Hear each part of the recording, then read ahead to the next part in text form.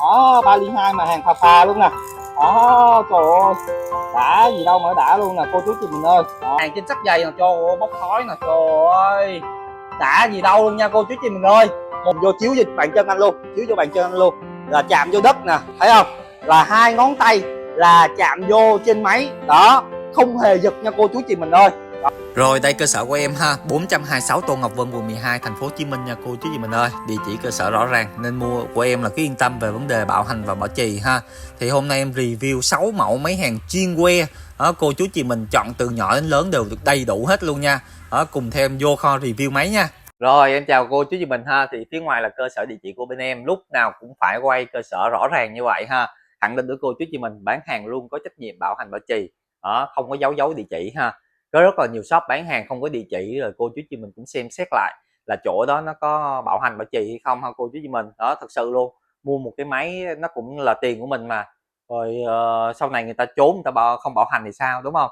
Còn em Vinh bán hàng luôn có trách nhiệm bảo hành bảo trì, bán hàng chính hãng, ở hàng thật, ở thì không bao giờ mà dám làm như vậy đâu. Nếu mà làm như vậy thì không bảo hành này kia anh chị đã tới đây tìm em rồi, đúng không? Đó, thì hôm nay em giới thiệu cô chú chị mình là 6 mẫu máy hàng que, chuyên que, bền bỉ vô cùng luôn.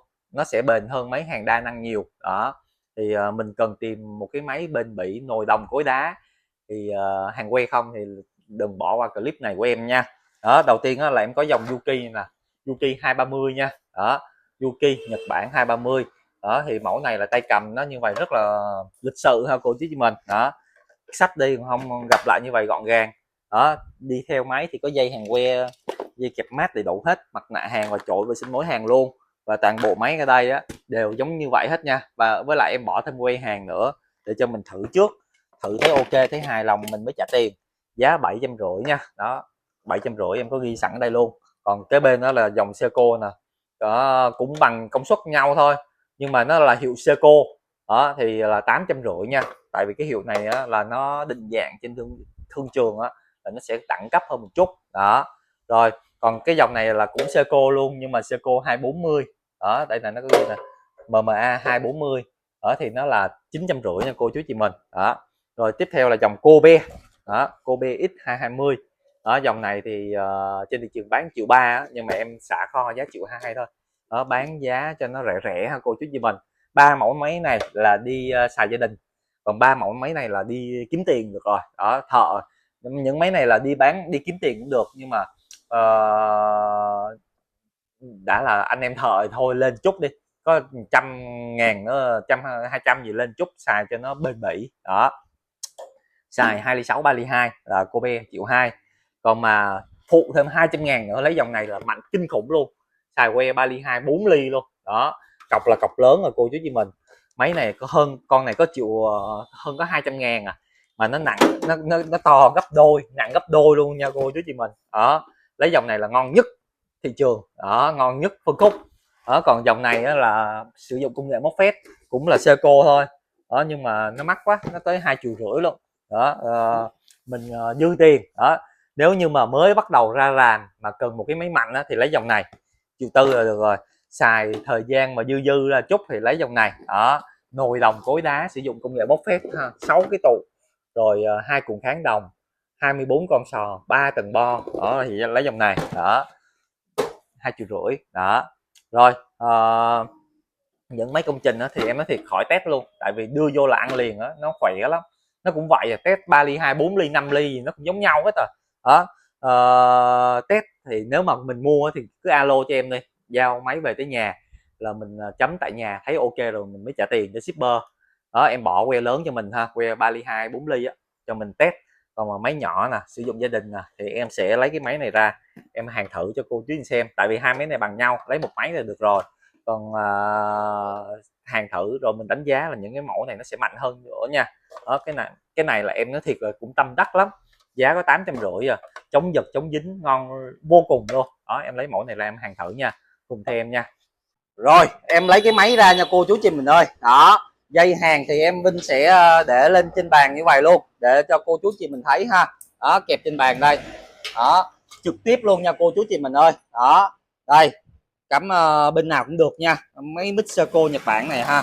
Đó, máy này là máy chống giật nha cô chú chị mình. Đó, rồi dây hàng que kẹp lên đây đó. Rồi em cắm điện lên nha, đó cắm điện lên rồi bật công tắc sau đuôi đó. Đây hơi ngắn rồi. Bây giờ em sẽ hàn trực tiếp trên sắt mỏng trước đi đó.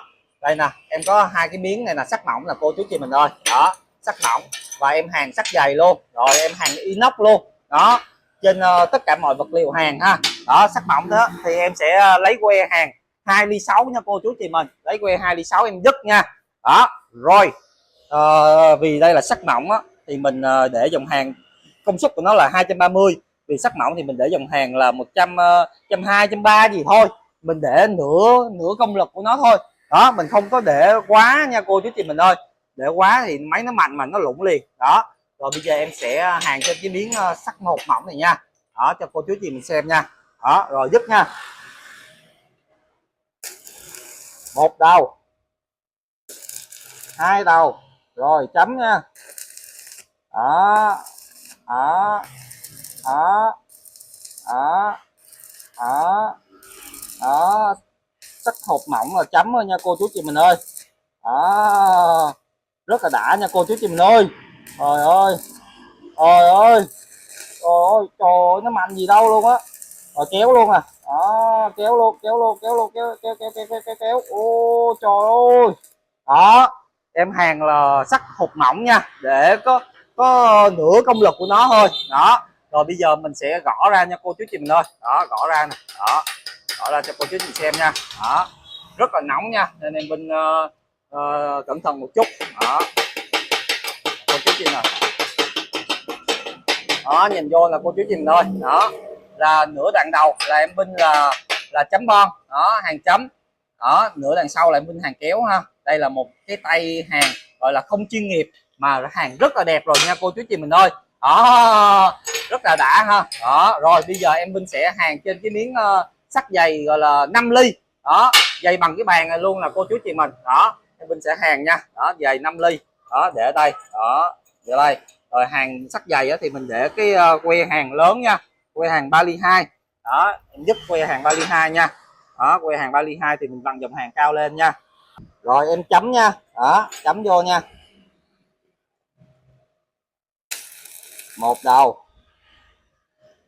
hai đầu, rồi em kéo nha đó. Cô chú chị mình có thể thấy là tay em á, là chạm vô sắt luôn nha cô chú chị mình ơi đó, là nó không có giật đâu nha cô chú chị mình đó, hàng cực kỳ đã luôn nha đó. 3 ly 2 mà hàng phà phà luôn nè đó, trời ơi đã gì đâu mà đã luôn nè cô chú chị mình ơi đó, hàng cực kỳ sướng luôn nha đó. Đây là sắt dày 3 ly 2 đó, không có giật đâu nha cô chú chị mình ơi đó, đã gì đâu luôn đó. 3 ly 2 phà phà luôn nha cô chú chị mình đó. Rồi cô chú chị nhìn nè, nó không hề giật nha. Em lấy cái rút hai cái kìm hàng ra nè đó, em thò hai ngón tay em vô nè cô chú chị mình đó, không hề giật nha. Đây nè cô chú chị nhìn vô, chiếu vô bàn chân anh luôn, chiếu vô bàn chân anh luôn, là chạm vô đất nè, thấy không, là hai ngón tay là chạm vô trên máy đó, không hề giật nha cô chú chị mình ơi đó. Máy cực kỳ ok luôn nha, chứ đừng có giỡn nha cô chú chị mình đó.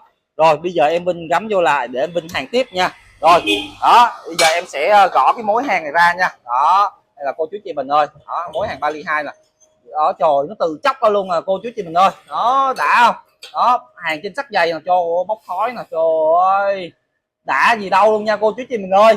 Một con máy chỉ có 990.000 thôi, bảo hành lên tới 3 năm đó, mà hàng ra nó đẹp tuyệt vời luôn. Cái này là đi công trình là thoải mái luôn nha cô chú chị mình ơi đó, hàng chính hãng của Seiko Nhật Bản nha cô chú chị mình ơi, bảo hành 3 năm nha. Rồi video test máy của em cũng đến đây là kết thúc nha cô chú chị mình ơi. Rồi em cũng xin chào cô chú chị mình nha. Rồi đó, vừa qua thì em hàng con này nó quá ok rồi cô chú chị mình đó, nó cỡ này thôi, 850 nó cỡ này thôi, còn mà 950 nó còn mạnh hơn, chiều 2 mạnh hơn, và chiều tư nó mạnh gấp mấy lần nữa ha đó. Thì cô chú chị mình có nhu cầu mua máy nào sử dụng gia đình hay đi công trình á, cần em tư vấn thêm gì thì cứ alo cho em, mua hàng thì cũng alo cho em sẽ giao về tới tận nhà trên cả nước, giao tới nơi là được hàng thử, được kiểm tra thấy ok, thấy ưng ý rồi mới thanh toán. Nhà mình có quen hàng thì lấy quen hàng nhà mình ra mình hàng, còn không á thì em Vinh bỏ thêm que hàng vào thùng á, để cho cô chú chị mình thử nha. Thử trước thấy ok rồi mới lấy. Đó, 750, 850, 950, 1.200.000, 1.400.000 và 2.500.000 nha. Đó, mua hàng là liên hệ em ở đây. Đó, bảo hành 3 năm, bảo trì trọn đời, máy chống dính chống giật, hàng chính hãng 100% nha. Rồi clip em cũng dừng tại đây và cũng cảm ơn cô chú chị mình đã theo dõi hết video nha. Em Vinh cũng xin chào và chúc cô chú chị mình là mua được cái máy hợp lý, mua được cái máy ưng ý, và chúc cô chú chị mình là thật nhiều sức khỏe và vô được nhiều công trình nha. Rồi em xin chào nha.